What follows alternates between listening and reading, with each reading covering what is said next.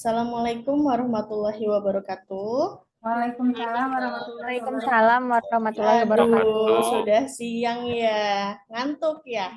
Ngantuk, Ngantuk Bu, Ngantuk lapar. ya, Dikit, Bu. pelajaran Ngantuk, Bu. terakhir siang ngantuk. Nah, harus diapakan ini berarti? Baik, kita langsung Diapakan saja nih, Bu? ya. Karena waktu juga tidak bisa lama-lama kita untuk belajar. Kita langsung berdoa dulu sebelum pembelajaran. Siapa KM-nya ini hari ini? Saya Bu. Oh, Bu. Saya, Bu. Oh iya, Tiar. Ayo, Tiar. Oh, Tiar KM-nya. Wakilnya Seani ya? Iya betul. Iya, Bu. wakilnya, Bu. Nanti penutupnya Ada Seani Tiara ya. aja, Bu. Sekarang pembukanya dulu, Tiar. Ayo, silakan Ya, Bu. Tiar, kita berdoa terlebih dahulu. Ya Bu, mari teman-teman sebelum memulai pembelajaran hari ini, alangkah baiknya kita berdoa berdasarkan keyakinan masing-masing. Berdoa dipersilahkan. Selesai. Baik, Sudah, terima Bu. kasih Tiar. Ya, Bu. Sebelum kita memulai pembelajaran, alangkah baiknya kita presensi terlebih dahulu nih. Ibu ingin tahu siapa yang tidak hadir ya. Ibu panggil satu persatu. Silakan acungkan tangannya ya. Siti Nur Halimah hadir? selalu hadir, Bu. Hadir, selalu hadir ya. Tiar hadir ya. Hadir tentunya, Ada Bu. Hoirunisa. Hoirunisa kemana ini? Hadir Bu. Oh, Maaf, ada Bu. hadir. Iya, Anton. Anton yang paling ganteng. Oh iya, kalau yang paling ganteng langsung angkat tangan. Hadir. Iya. Dini mana? Hadir Bu. Ya. Lilis, ada Lilis? Ada, Bu. Lilis ada. Siti Hardianti. Hadir Bu. Ada ya. Siti Nurjana. Hadir, Bu. Hadir. Seani hadir. Wakil ketua Hadir, kelas. Bu. Iya hadir. Yunita hadir. Hadir Ibu. Ada juga. Dan terakhir Elis hadir Bu. ya. Ya. Baik, terima kasih. Nah, karena presensi sudah, Ibu ingin tanya nih minggu lalu itu kita belajar apa ya? Masih ingat? Sudah lupa? Menganalisis struktur ya, Bu ya. Struktur dan Menganalisis kebahasaan struktur teks dan laporan. Teks laporan. Pintar sekali Siti Hardiani, pintar sekali. Nah, hari ini kita akan belajar untuk mengonstruksi teks laporan hasil observasi. Masih ingat tidak observasi itu apa? Teks yang berisi pengamatan. Iya. Baik, teks yang berisi pengamatan. Nah, kita buka dulu ya.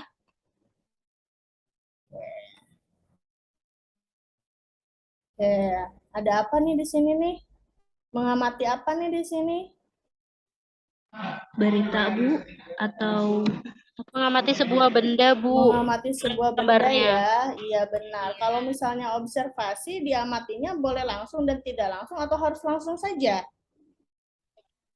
Boleh kedua-duanya, Bu. Boleh kedua-duanya ya, lebih baik itu yang langsung. Kalaupun misalnya tidak langsung, harus beserta dengan riset-riset yang valid. Begitu ya? Iya, kita lanjut ya. Nah, untuk hari ini kita akan belajar mengonstruksi teks laporan hasil observasi. Diminta nanti kalian bisa menyeleksi isi struktur, lalu juga memutuskan isi struktur, dan yang terakhir adalah mengonstruksi struktur, kaidah, dan aspek kebahasaan yang ada. Jadi di dalam teks laporan hasil observasi itu ada struktur, kaidah, dan kebahasaan. Nah, sebelum itu Ibu ingin bertanya terlebih dahulu, kira-kira masih ada yang ingat kalau pengertian teks laporan hasil observasi itu apa saja? Mengenai apa kalau laporan hasil observasi? Pengamatan tentang Pengamatan subjek, Bu. mengenai subjek yang dilakukan secara langsung dan tidak langsung. Jadi, teks laporan hasil observasi itu memberikan informasi secara objektif ya. Jadi tidak boleh ada yang namanya menurut saya, itu tidak boleh. Harus sesuai dengan apa yang dilihat, diraba, dirasakan. Jadi ada buktinya begitu.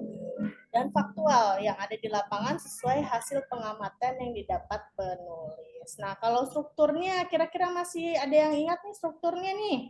Saya Bu mencoba Bu. Apa Siti?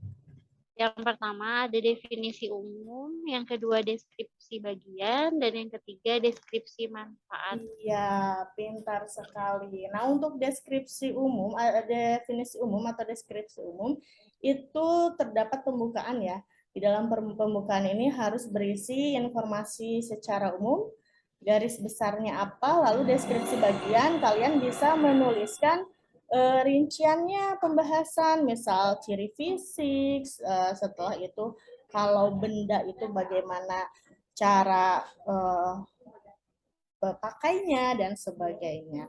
Lalu untuk penegasan ulang itu kalian bisa masukkan manfaat atau kegunaannya, atau kalian juga bisa masukkan simpulan dari paragraf-paragraf sebelumnya. Begitu. Nah, sampai sini ada yang ditanyakan, apa sudah paham nih mengenai struktur dan pengertiannya ya? Apa sudah paham ya?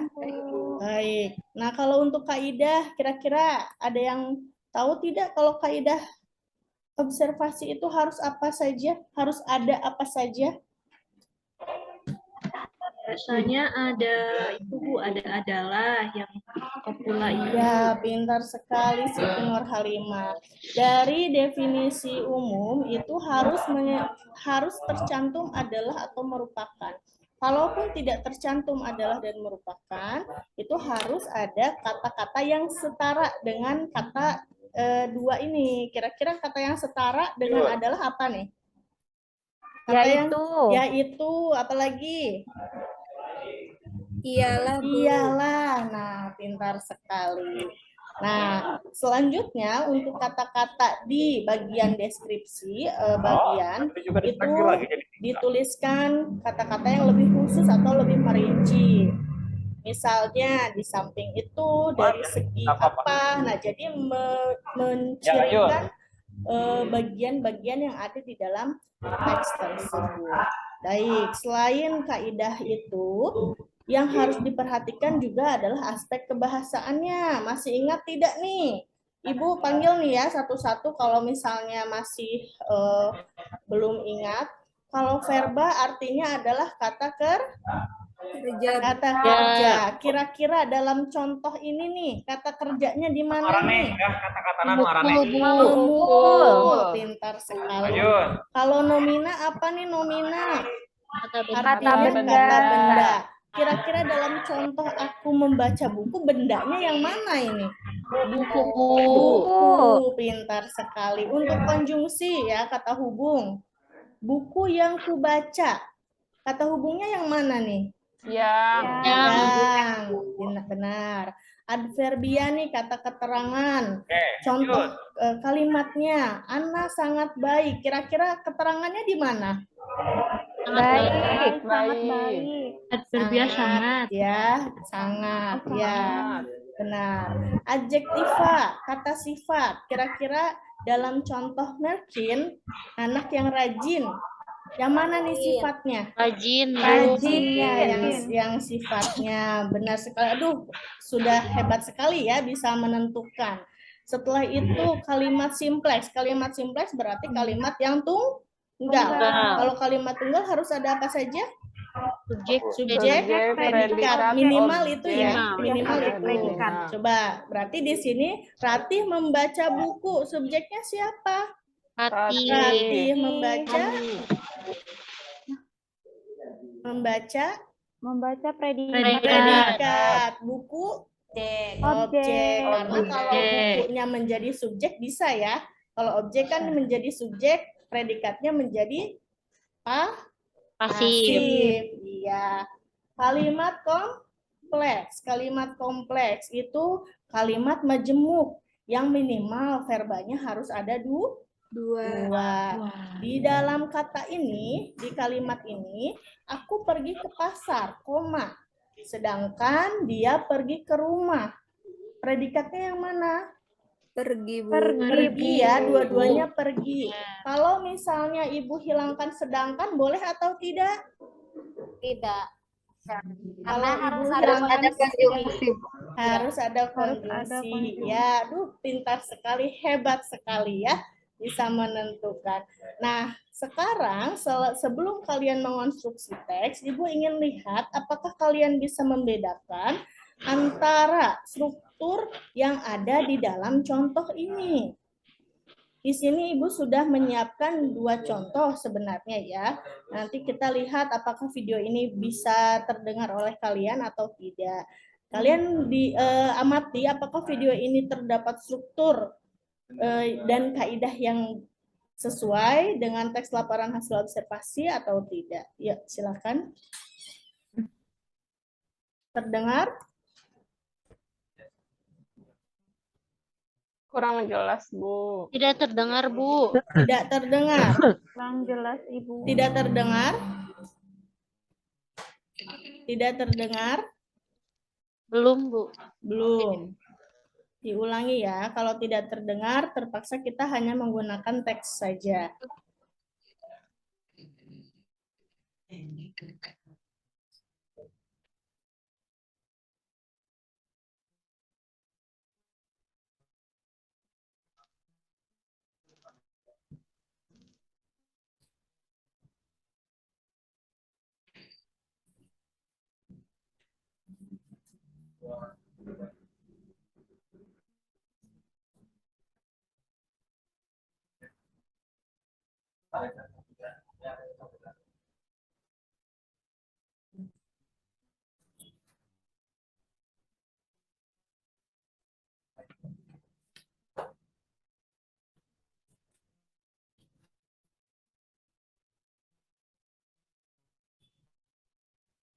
Oke, baik, terima kasih. Sudah terdengar atau tidak, anak-anak?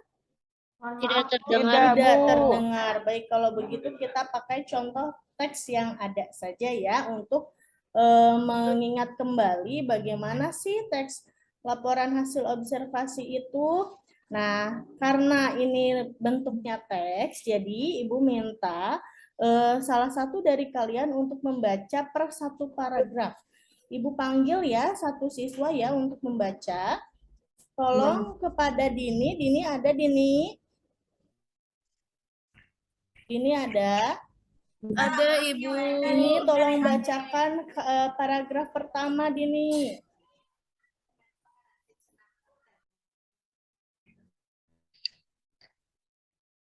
Dini. Masih di mute, Bu. Oh, masih di mute. Bu Dini Bu masih. Dini masih di mute. Oke, baik. Kalau terkendala, kita alihkan ke Siti Hardianti. Bisa bantu saya? Ibu, maaf. Siti Hardianti. Di saya teksnya belum terlihat. Oh, belum terlihat teksnya. Iya. Ya, Ibu, maaf. Saya terkendala jaringan, Ibu. Iya, sebentar ya. Saya tampilkan dulu teksnya ya. Iya, Ibu. Sebentar. Salah. Bu Setia, Ya, mohon maaf izin ke toilet, boleh, Bu? boleh, silakan. Terima kasih, Bu. Ya, untuk sekarang sudah terlihat ya. Sudah, Bu. Oke, Sudah, Bu. silakan Dini dulu ya. Dini dulu, Boleh, nanti Ibu. baru ke Siti Hardianti di paragraf kedua. Silakan Baik, Dini. Bu. Dibacakan saja ya, Bu ya. Ya, bacakan saja. Ibu, SMK. maaf, boleh ke izin dulu Bu, ke WC Bu. Mangga, silakan. Ini dilanjut. Ya, SMKE jurusannya jurusan rekayasa perangkat lunak bagi SMKS Bina Kerja Purwakarta. SMKS Bina Kerja merupakan sekolah menengah kejuruan yang terletak di Jalan Veteran nomor 150, Kelurahan Cisereh, Kecamatan Purwakarta, Kabupaten Purwakarta, Jawa Barat. SMK Bina Kerja memiliki 5 jurusan yaitu Teknik Pemesinan, Teknik Kendaraan ringan, Otomotif, Rekayasa Perangkat Lunak, Akuntansi, dan Kimia Industri. Namun jurusannya aktif hanyalah TP, TKRO, dan RPL. Oke, baik, terima kasih. Sekarang Siti Hardianti, tolong bantu. Baik, Bu. Paragraf kedua, sekolah memiliki peraturan yang ketat. Siswa masuk pukul 6.30 untuk shift pagi dan pukul 13 bagi shift siang. Siswa belajar selama 6 hari selama seminggu. Siswa kelas 10 memiliki ekstrakurikuler wajib, yaitu ROHIS. Ekstrakurikuler pilihan lain ialah paskibra, pramuka, voli, futsal, dan renang. OSIS sebagai organisasi intrasekolah juga menjadi monitor bagi ekskul yang ada. Oke, baik, terima kasih. Untuk Lilis Pujianti bisa bantu saya bacakan paragraf 3. Bisa Ibu. Ya, Sekolah ya Bu, dimulai dari sekolah. dari prestasi. Oh, prestasi, Ya. maaf Ibu. Prestasi yang sudah diraih oleh SMKS Bina Kerja ialah juara 1 tingkat kabupaten untuk lomba LKS RPL dan mewakili Purwakarta di tingkat provinsi. Di tingkat provinsi, SMKS Bina Kerja berhasil menempati posisi 8 LKS RPL. Proses pembelajaran SMKS Bina Kerja disesuaikan dengan tuntunan industri dengan persentase 60%, praktik 40% teori. Oke, baik, terima kasih Lilis. Selanjutnya Siti Nurhalimah bisa bantu saya untuk paragraf 4. Bu, saya izin ke belakang ya, Bu. Ke Boleh, toilet. boleh silakan Dini. Yang RPL ya Bu. Yang selain mata Iya maaf. pelajaran ya. Ya, selain mata pelajaran produktif yang mengadakan pembelajaran praktik, pembelajaran normatif adaptif juga melaksanakan pembelajaran praktik sesuai dengan tuntutan kurikulum 2013. Seluruh kelas dan ruangan di sekolah terdapat fasilitas AC dan CCTV untuk dapat memonitor setiap pembelajaran. Lab komputer yang dimiliki juga terbilang lengkap. Sekolah memiliki 2 lab komputer yang selalu dipakai bergantian untuk pembelajaran dan praktik siswa. Oke, baik, terima kasih Siti. Selanjutnya kepada Tiar bisa bantu saya untuk membacakan paragraf kelima. Baik Bu. RPL menjadi jurusan yang diunggulkan di SMKS Bina Kerja karena sudah memiliki unit produksi sendiri dengan memproduksi gantungan kunci menggunakan printer 3D. Gantungan kunci biasa dijual kepada pemesan seharga Rp5.000. Gantungan kunci biasa diproses apabila terdapat pesanan dari pihak luar atau pihak ketiga. Oke, baik, terima kasih. Nah, itu adalah contoh teks laporan hasil observasi. Apakah sudah kembali lagi ke Salindia ya? Sudah belum ini? Belum Ibu. Oh, belum. Baik, sebentar di stop share dulu. Setelah itu di share screen lagi. Baik, kalau begitu. Kalau misalnya contoh sudah, berarti tahap selanjutnya adalah langsung ke lembar kerja yang harus kalian isi. Kalian diminta untuk mencari benda yang ada di sekitar kalian, lalu konstruksikanlah hasil pengamatan yang kalian lakukan ke dalam teks laporan hasil observasi sesuai dengan struktur, kaidah, dan aspek kebahasaan. Nah, untuk paragraf yang ada, sebentar. Untuk bagian yang diisi, itu di sini sudah ada rincian-rinciannya ya. Bagian paragraf 1 kalian bisa menuliskan deskripsi umum berupa pengertian, lalu paragraf 2 berupa bagian deskripsi bagian, bisa menuliskan ciri fisiknya, misalnya kalau pulpen, oh iya pulpen berbentuk panjang, berwarna apa, begitu ya.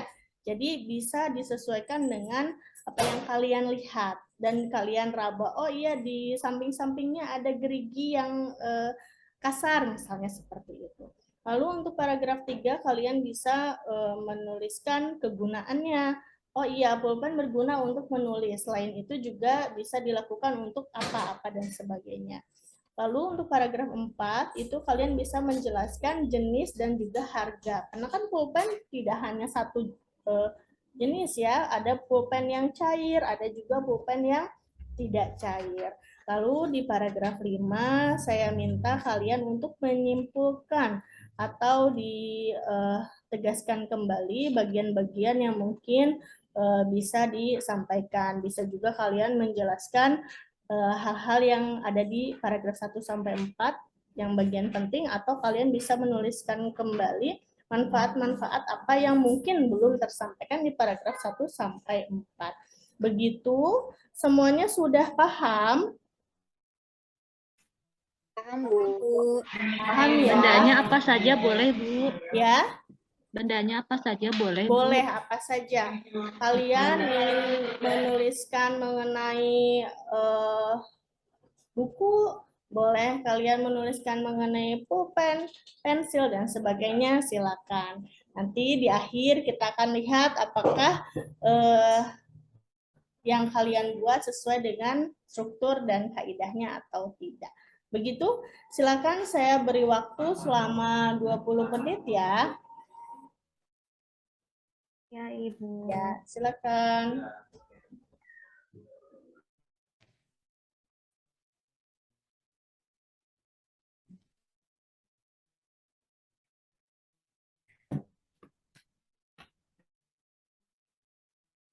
Ada yang sudah selesai? Saya sudah, Bu. Wow, sudah selesai. Ada kesulitan tidak dalam membuatnya? Lumayan, Bu. Lumayan sulit. Baik, kalau misalnya sudah, apakah bisa menyampaikan? Boleh, Bu, Boleh tapi ya. nanti Nanti ya, boleh setelah minta koreksi. semuanya selesai ya, silakan disunting dulu, diedit dulu bagian-bagian mana yang ingin dimasukkan dan juga ingin dihapus. Silakan. Baik, Bu.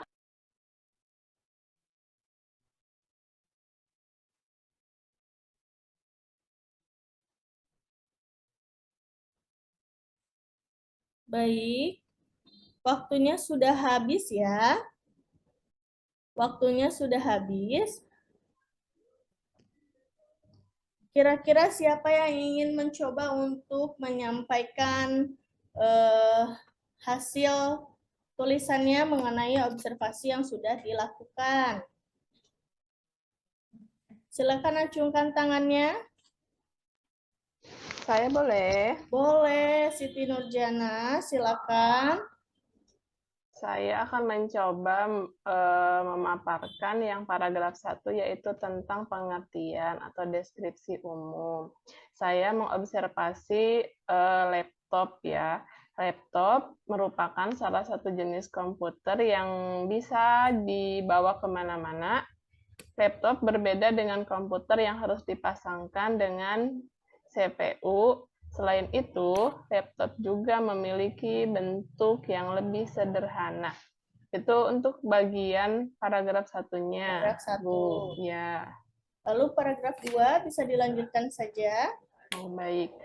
Paragraf 2 yaitu bagian dari laptop terdiri atas papan ketik dan baterai di dalamnya.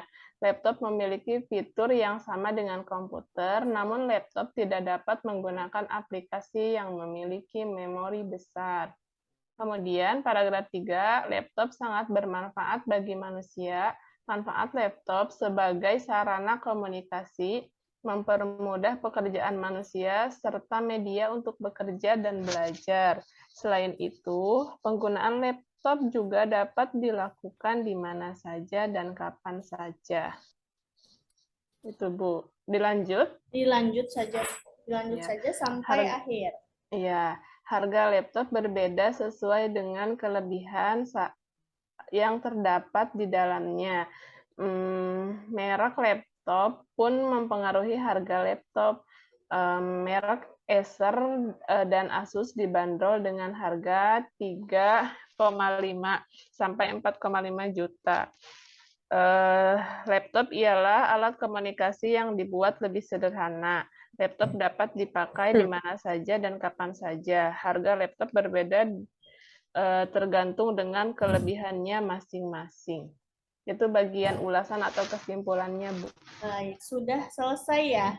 Iya. Sudah selesai Eh, berarti. dibagi kelompok, ada 3 kelompok. Satu kelompoknya 12, Bu. Mm-mm.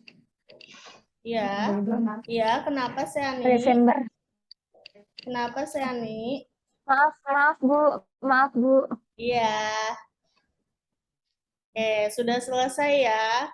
Baik, tadi teman kalian sudah menyampaikan apa yang sudah ditulisnya dan juga sudah dikonstruksikan. Walaupun memang mungkin belum sempurna, tetapi teman kalian sudah berani untuk menyampaikan apa yang diamati berdasarkan pengalamannya. Lalu, apakah ada yang ingin ditanyakan nih terkait apa yang sudah disampaikan oleh teman kalian? Apakah sudah benar atau belum itu? Halo, yang lain. Sudah, Bu. Sudah sesuai ya? Iya. Oke, Ya, Ibu. gimana sesuainya? Tadi sudah ada strukturnya, Bu. Strukturnya sudah jelas, Bu. Struktur sudah jelas, juga sudah ada kaidah-kaidahnya ya. Ada merupakan dan sebagainya gitu ya. Baik, kalau begitu kita simpulkan materi kita hari ini. Kira-kira sudah belajar apa kita hari ini? Ada yang mau menyampaikan? Saya, Bu. Baik, Siti, gimana? Tadi sudah belajar mengkonstruksi sebuah teks, Bu, tapi kita harus menyeleksi dulu isinya. Iya. Isinya itu ada apa saja, kemudian nanti baru dibuat teksnya, Bu. Begitu, Bu. Oke, baik. Ada lagi yang ingin menambahkan yang lain? Sudah ya? Sudah ingin pulang ya? Karena sudah mata pelajaran terakhir ya? Iya, Ya. Kalau begitu saya juga paham ya. Baik, kalau begitu kalian sudah menyelesaikan materi kita hari ini, dan juga jangan lupa untuk materi minggu depan kita akan masuk ke untuk mendeskripsikan teks eksposisi. Jadi kalian bisa mencari terlebih dahulu materi teks eksposisi seperti apa. Begitu, karena sudah di penghujung waktu, silakan kepada wakil KM tadi ya berebut untuk membuka pembelajaran. Sekarang ditutup dengan doa untuk wakil KM. Silakan Seani. Ya, baik, Bu Setia. Nah, teman-teman, pembelajaran bahasa Indonesia telah selesai. Mari kita berdoa. Menurut keyakinan masing-masing, berdoa dimulai.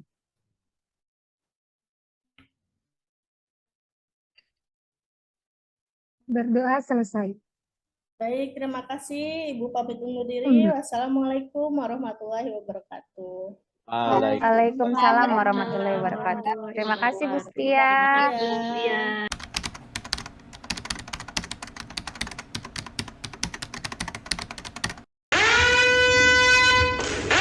Warahmatullahi wabarakatuh. Nama saya Nurhaliza. Hari ini saya akan menjelaskan tentang kunci pas untuk membuka skup mobil. Nah, kunci pas ini adalah sebuah kunci untuk membuka skup mobil, di mana kita dapat mengendorkan skupnya lalu membuka bannya. Nah, cara kerjanya adalah kunci ini dimasukkan ke dalam skrup seperti ini, lalu diputar agar skrupnya copot. Nah, jadi intinya adalah kunci ini digunakan untuk membuka skrup pada ban mobil tergantung pada ukurannya. Misalnya ini ukuran 21 dan ini 21. Tinggal masukkan dan pas. Pokoknya tergantung pada ukurannya dan kesesuaiannya. Ya, segitu saja dari saya. Saya Nafal Nur Samsi, pamit undur diri dan terima kasih. Ayo,